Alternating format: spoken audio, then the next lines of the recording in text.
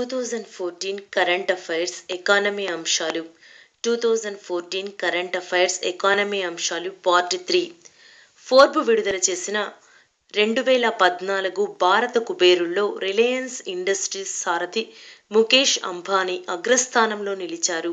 Sun pharmaceutical అధినేత దిలీప్ సంఘ్వి రెండో స్థానంలోనూ, విప్రో అధినేత అజిమ్ ప్రేమ్జీ మూడో స్థానం దక్కించుకున్నారు. ఫోర్బ్ విడుదల చేసిన 2014 భారత కుబేరుల్లో రిలయన్స్ ఇండస్ట్రీస్ సారథి ముఖేష్ అంబానీ అగ్రస్థానంలోనూ, సన్ ఫార్మాస్యూటికల్ అధినేత దిలీప్ సంఘ్వి రెండో స్థానంలోనూ, విప్రో అధినేత అజిమ్ ప్రేమ్జీ మూడో స్థానం దక్కించుకున్నారు. ప్రపంచ ఆకలి సూచీలో భారత్కు 55వ స్థానం దక్కింది. ప్రపంచ ఆర్థిక వేదిక 2014 లింగ అసమానత్వ సూచీలో భారత్కు 114వ స్థానంలో నిలిచింది. ప్రపంచ ఆకలి సూచీలో భారత్ 55వ స్థానంలో నిలిచింది. ప్రపంచ ఆకలి సూచీలో భారత్ 55వ స్థానంలో నిలిచింది. ప్రపంచ ఆర్థిక వేదిక 2014 లింగ అసమానత్వ సూచీలో భారత్ 114వ స్థానంలో నిలిచింది. ప్రపంచ ఆర్థిక వేదిక 2014 లింగ అసమానత్వ సూచీలో భారత్ 114వ స్థానంలో నిలిచింది. ప్రముఖ ఆర్థికవేత్త అరవింద్ సుబ్రమణియన్ కేంద్ర ప్రభుత్వ ప్రధాన ఆర్థిక సలహాదారుగా అక్టోబర్ 16న బాధ్యతలు చేపట్టారు. ప్రముఖ ఆర్థికవేత్త అరవింద్ సుబ్రమణియన్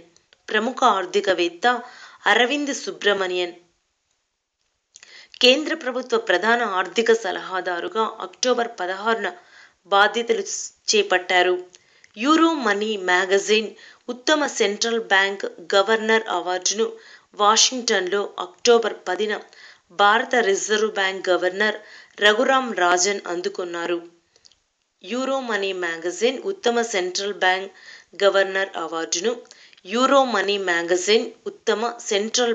గవర్నర్ అవార్డును వాషింగ్టన్లో అక్టోబర్ 10న భారత reserve bank governor Raghuram Rajan అందుకున్నారు. Asian infrastructure investment bank AIIB October 24న బీజింగ్ కేంద్రంగా ఏర్పాటయ్యింది. ఏఐఐబి 2015 నుండి పనిచేస్తుంది. Asian infrastructure investment bank AIIB October 24న బీజింగ్ కేంద్రంగా ఏర్పాటయ్యింది. ఏఐఐబి 2015 నుండి పనిచేస్తుంది. డీజిల్ ధరలపై నియంత్రణను ఎత్తివేస్తూ కేంద్రం అక్టోబర్ 18న నిర్ణయం తీసుకుంది. డీజిల్ ధరలపై నియంత్రణను ఎత్తివేస్తూ కేంద్రం అక్టోబర్ 18న నిర్ణయం తీసుకుంది. డీజిల్ ధరలపై నియంత్రణను ఎత్తివేస్తూ కేంద్రం అక్టోబర్ 18న నిర్ణయం తీసుకుంది. పని చేయటానికి ఎక్కువ ప్రాధాన్యతనిచ్చే దేశాల్లో భారత్ 18వ స్థానంలో నిలిచింది. బోస్టన్ కన్సల్టింగ్ గ్రూప్ అక్టోబర్ 6న విడుదల చేసిన నివేదికలో అమెరికా మొదటి స్థానంలోనూ, 2-3 స్థానాల్లో బ్రిటన్, కెనడా ఉన్నాయి. పని చేయటానికి ఎక్కువ ప్రాధాన్యతనిచ్చే దేశాల్లో భారత్ 18వ స్థానంలో నిలిచింది. పని చేయటానికి ఎక్కువ ప్రాధాన్యతనిచ్చే దేశాల్లో భారత్ 18వ స్థానంలో నిలిచింది. బోస్టన్ కన్సల్టింగ్ గ్రూప్ అక్టోబర్ 6న విడుదల చేసిన నివేదికలో అమెరికా మొదటి స్థానంలోనూ, 2-3 స్థానాల్లో బ్రిటన్, కెనడా ఉన్నాయి.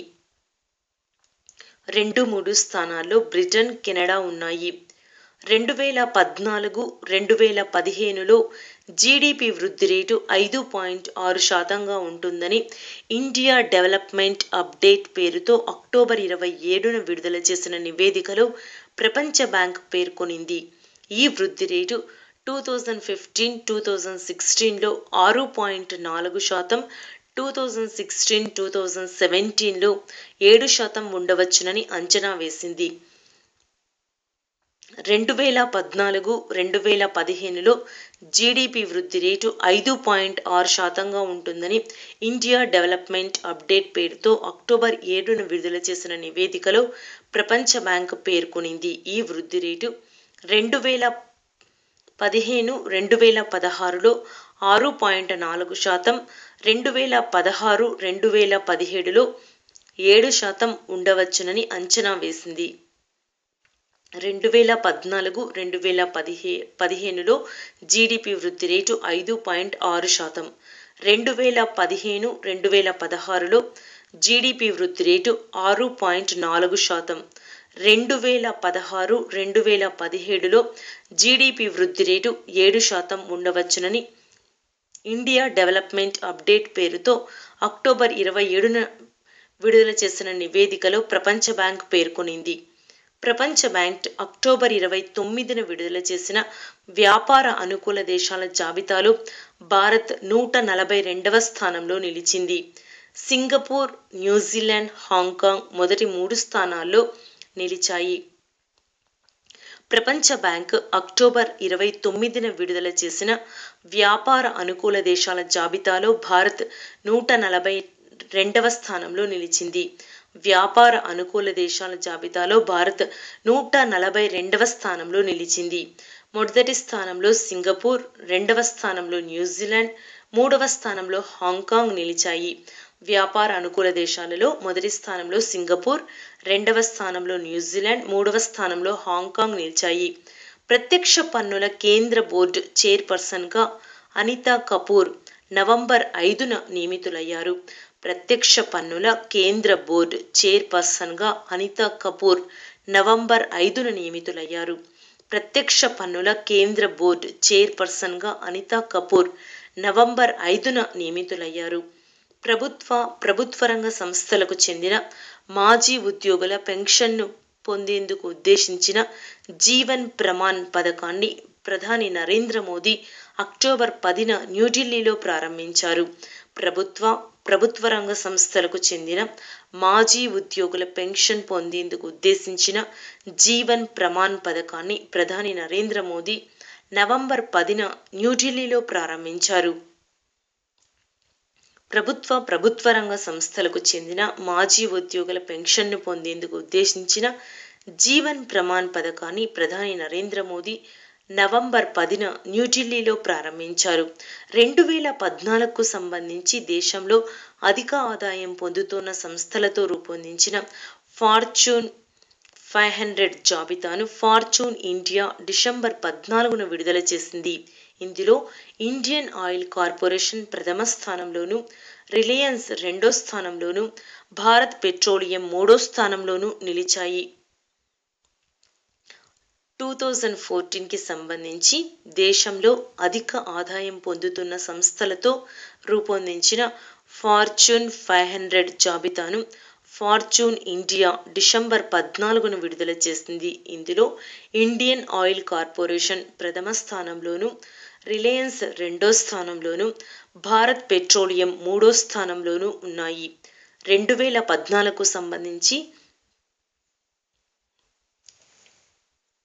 2014కు సంబంధించి దేశంలో అధిక ఆదాయం పొందుతున్న సంస్థలతో రూపొందించిన ఫార్చ్యూన్ 500 జాబితాను ఫార్చ్యూన్ ఇండియా డిసెంబర్ 14న విడుదల చేసింది. ఇందులో ఇండియన్ ఆయిల్ కార్పొరేషన్ ప్రథమ స్థానంలోనూ, రిలయన్స్ 2వ స్థానంలోనూ, భారత్ పెట్రోలియం 3వ స్థానంలోనూ ఉన్నాయి.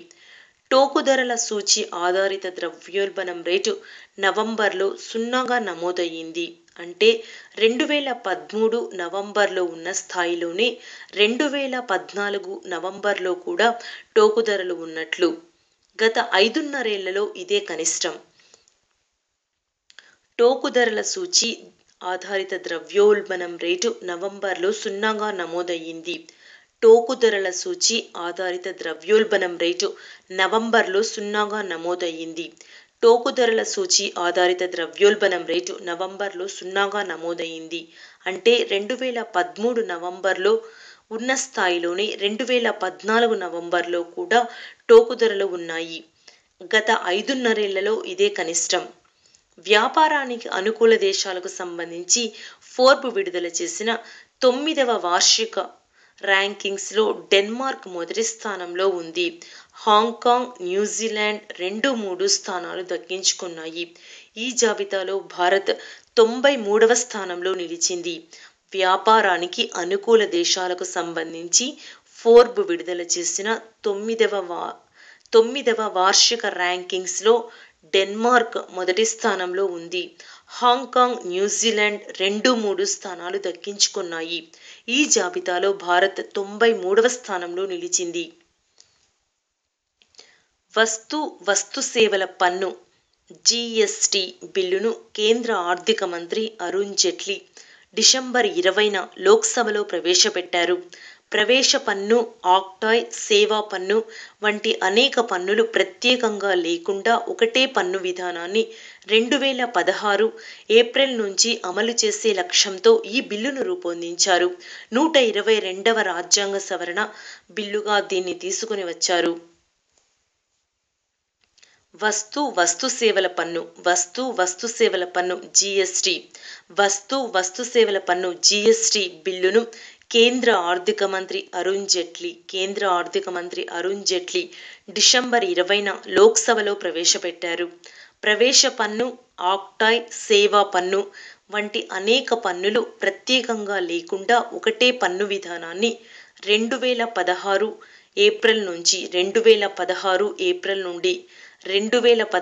ఏప్రిల్ నుండి అమలు చేసే లక్ష్యంతో ఈ బిల్లును రూపొందించారు. 122వ రాజ్యాంగ సవరణగా ఈ బిల్లు తీసుకుని వచ్చారు. 122వ రాజ్యాంగ సవరణగా వస్తుసేవల పన్ను జీఎస్టీ బిల్లును కేంద్ర ఆర్థిక మంత్రి అరుణ్ జైట్లీ తీసుకుని వచ్చారు.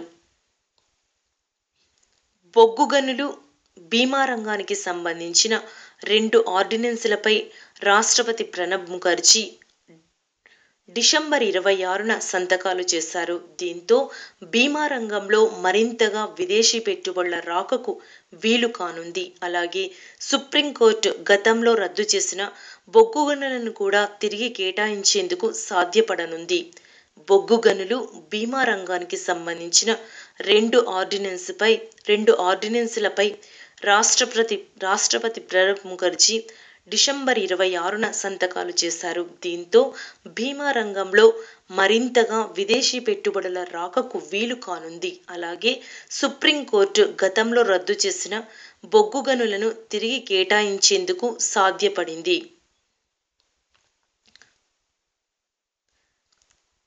వీసా, మాస్టర్ కార్డు లాంటి చెల్లింపులకు ఉపయోగించే రూపే కార్డును రాష్ట్రపతి ప్రణబ్ ముఖర్జీ మే 8న ఆవిష్కరించారు. భారత సొంత చెల్లింపుల గేట్వే రూపేను national cements corporation of India అభివృద్ధి చేసింది. వీసా, మాస్టర్ కార్డుల లాంటి చెల్లింపులకు ఉపయోగించే రూపే కార్డును రాష్ట్రపతి ప్రణబ్ ముఖర్జీ మే 8న ఆవిష్కరించారు. భారత సొంత చెల్లింపుల గేట్వే రూపేను national cements corporation of India అభివృద్ధి చేసింది. వీసా, మాస్టర్ కార్డు లాంటి చెల్లింపులకు ఉపయోగించే రూపే కార్డును రాష్ట్రపతి ప్రణబ్ ముఖర్జీ మే 8న ఆవిష్కరించారు. భారత సొంత చెల్లింపుల గేట్వే రూపేను national cements corporation of India అభివృద్ధి చేసింది.